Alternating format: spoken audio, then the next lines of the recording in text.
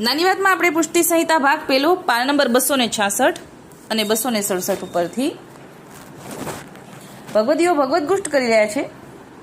એમાં પાંચા બાબા, કશોદાસ, રામભાઈ, લાલાભાઈ, અરજી, શામજી વગેરે બિરાજી રહ્યા છે.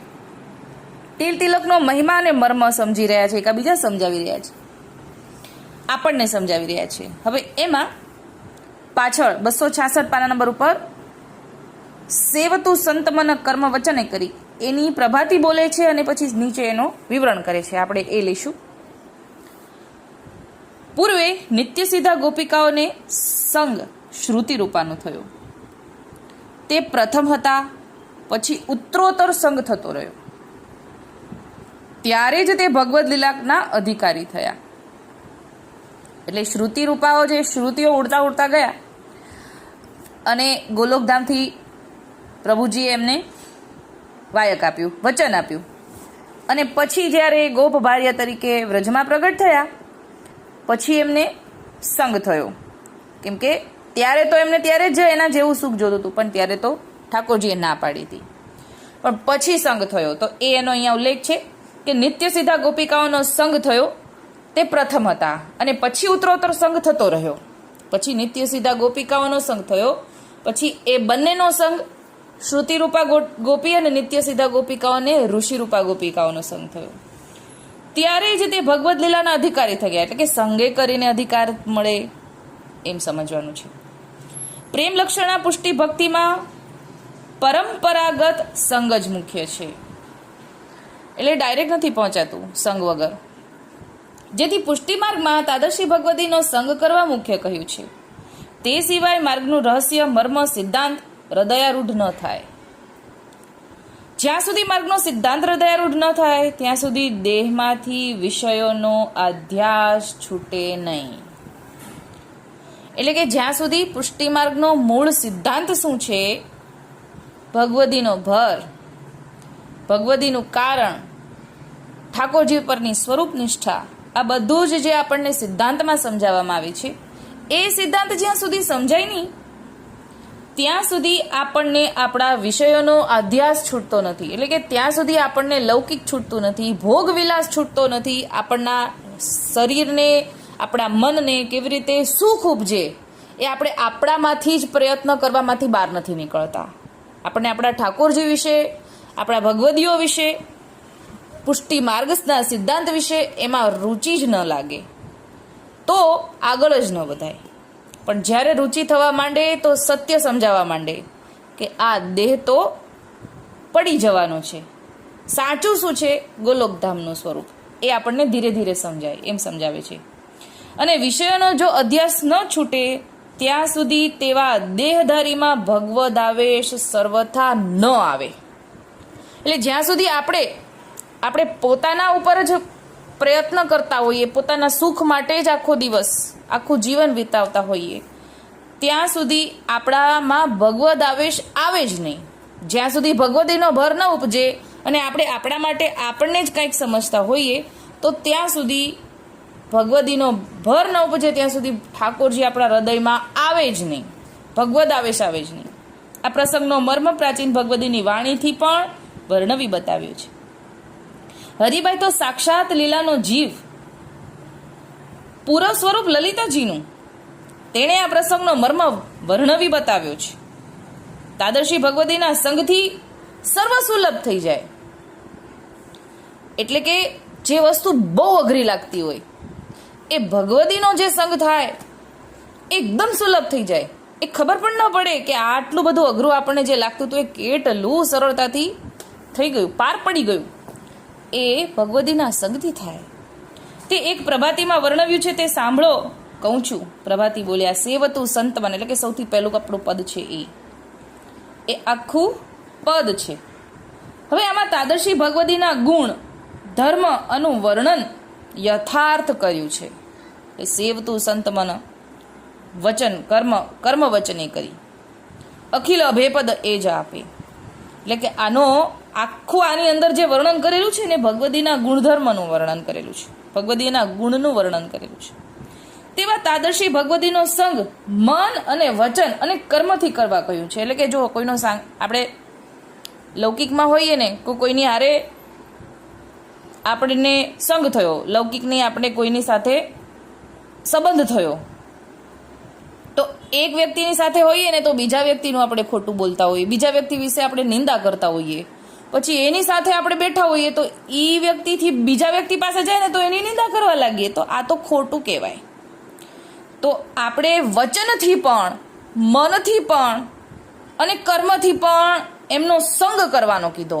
એટલે પછી ક્યાંયથી પણ મન પણ એમની અંદર સમર્પણ કરી દેવાનું છે, વાણીથી પણ, કે વાણીથી પણ એમનું દોષ વાણીમાં ન આવવા જોઈએ, મનમાં ન આવવા જોઈએ, તો જ એનો સંગ થયો કહેવાય. ઘડીક વાર આપણે એનું સારું બોલીએ, પછી ઘડીક વાર એનું ખરાબ બોલીએ બીજી જગ્યાએ, તો એ સંગ કર્યો ન કહેવાય. મન, વચન અને કર્મ બધી રીતે આપણે એનો સંગ કરવાનો છે. જન્મો જન્મના અંતરાયને દૂર કરી દે છે, કે જો આપણને એકવાર ભર બેસી ગયો કે આ ભગવદી છે, એ જ જે મારા જમનેનું કારણ છે, મારા ઠાકોરજીના નજીકના છે, એવું ભર બેસી જાય છે, તો પછી એ જન્મ જન્માંતરના અંતરાયને દૂર કરી નાખે છે.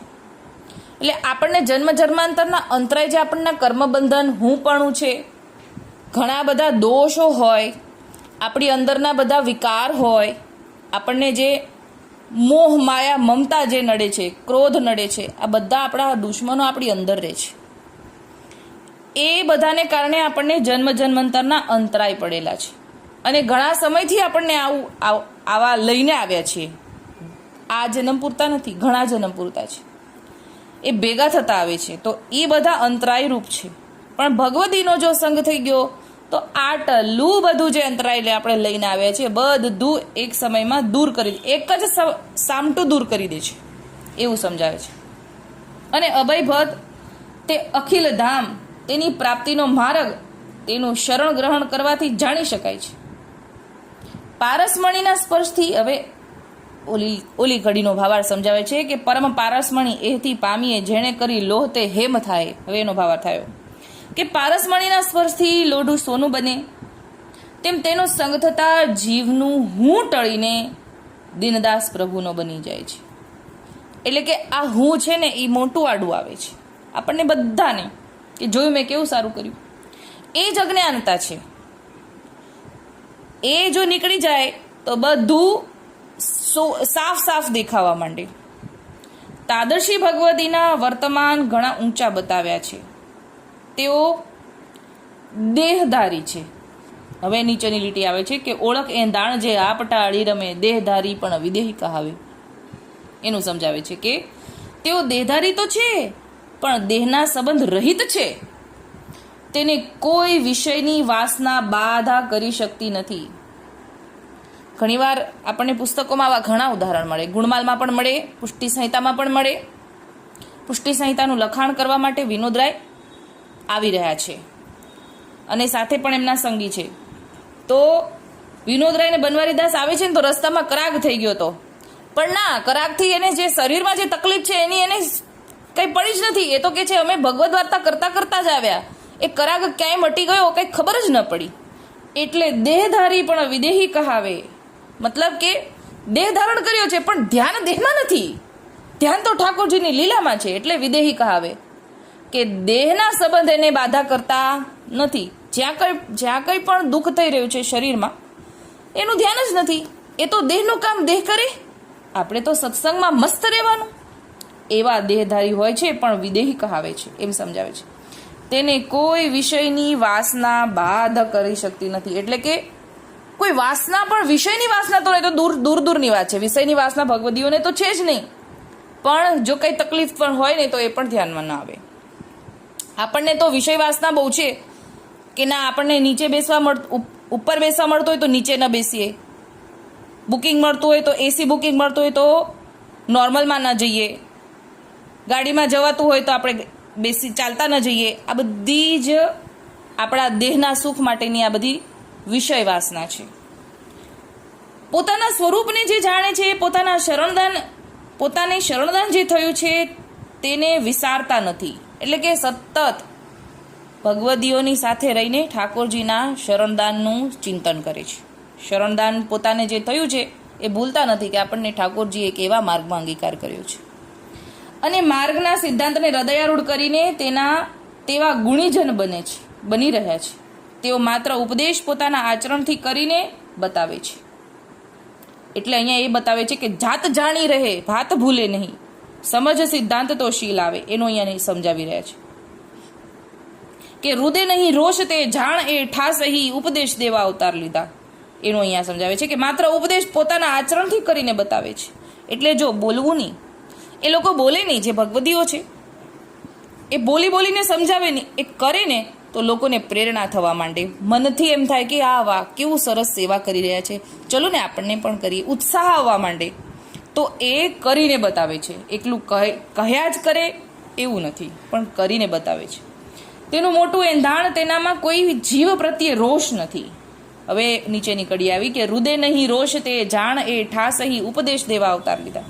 તેનો અવતાર પ્રભુના જશનો વિસ્તાર કરવા માટે જ થયો છે તેમ તે જાણી રહ્યા છે. એટલે કે જાણે છે કે આપણે ઠાકોરજીનો યશ માટે, ઠાકોરજીની લીલા, ઠાકોરજીએ પરિશ્રમ આટલો બધો ભૂતલમાં લીધો છે તો એ પરિશ્રમની જાણ બધાને થાય.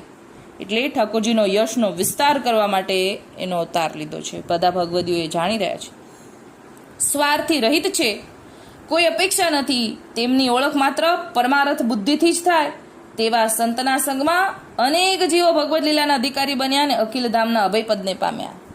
એટલે વિષયની શરૂઆત થઈ હતી ને કે નિત્ય સીધા ગોપિકાઓનો સંઘ શ્રુતિરૂપાને થયો અને પછી ઉત્તરોત્તર સંઘનો બધાને સંઘ મળતો ગયો, સંઘ થતો ગયો. તો એ અહીંયા અનુસંધાન પૂરું થાય છે કે અખિલ ધામના અભયપદને પામવા માટે અધિકારી જે જીવ બને છે ને આ બધાના સંગે કરીને બને છે. જે આવા બધા ભગવદીઓ ભૂતલમાં અવતાર લે છે ઠાકોરજીનો યશ વધારવા માટે, અને એના ઉપર જો ભર બીજી જાય આપણા જેવા જીવોને તો આપણને તો અખિલધામમાં અભયપદ આપી દે છે, એવું સમજાવ્યું. પાંચમા ભાઈએ કહ્યું કશરદાસ આ બધા જીવ પૂરવના પ્રેમ પ્રસંગે ભૂતલમાં અખિલ અનુપમ ધામમાંથી વિઉચરણ પામ્યા છે. એટલે આ બધા ભૂતલમાં આવવાનું કેમ થયું? તો કે પૂરવના પ્રેમ પ્રસંગને, ઠાકોરજીની સાથે પ્રીતિ છે એટલે ભૂતલમાં આવવાનું થયું. તેને તે લોક સંબંધી જ્ઞાન પ્રભુજીએ પોતાની વાણી દ્વારા કરાવ્યું. કે જ્યારે આપણે પુષ્ટિ સંહિતામાં ને ગુણમાલમાં પ્રસંગો જોઈએ તો ઠાકોરજીએ એમને વાણી દ્વારા વચનામૃત કરે ત્યારે પૂર્વનું બધું સુધી આવે. ચરવી તો અગાલ પધરાવે સુધી આવે, દ્રષ્ટિદાન કરે તો પૂર્વની બધી સુધી આવી જાય છે, એવું અહીંયા સમજાવ્યું. અત્યારે આપણે આ સેવ તો સંત મનનો જ ભાવાર્થનો ભાવ લઈએ છીએ, બધું વિશેષ નથી. પુષ્ટિ સંહિતામાં તો ઘણું બધું આગળ છે મારા વાલા. વિશેષ વાંચવું હોય તો 267 પાના નંબર ઉપરથી હજી ઘણું આગળ છે, તો વિશેષ જાણવા માટે પાના નંબર પર વાંચી શકાય. અહીંયા આપણને એમ સમજાવે છે કે સંગ કરવો એ જ અહીંયા મુખ્ય સિદ્ધાંત છે. સંગ વગર આગળ નથી જવાતું. માર્ગે ઊભા રહેવાથી પંથ નહીં કપાય, માર્ગે આગળ ચાલવાથી પંથ કપાશે. પણ આગળ કોના બળે ચલાશું? જે અનુભવી છે, ભગવદી છે એના ઓળે ચલાશે, એમ આપણે સમજવાનું છે. અત્યારે આટલું જ બોલીને મારી નાની વાતને વિરામ આપું છું. બોલો.